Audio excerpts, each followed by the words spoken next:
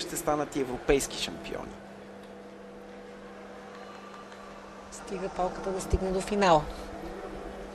Германците с традиционно силен квартет. Между другото, Швейцария са с силни индивидуалности, което разбира се не винаги прави добра щафета, но швейцарците ни показаха чудесни възможности.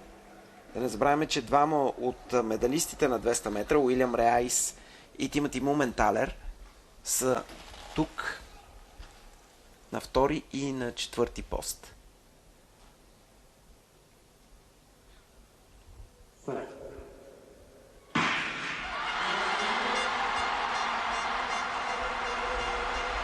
Много добро начало за италианците и за германците.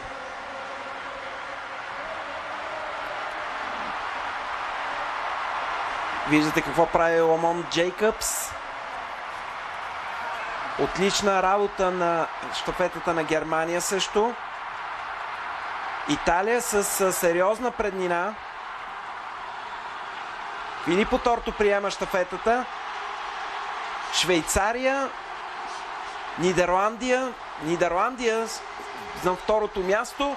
37,83 за Италия. Второ място за Нидерландия.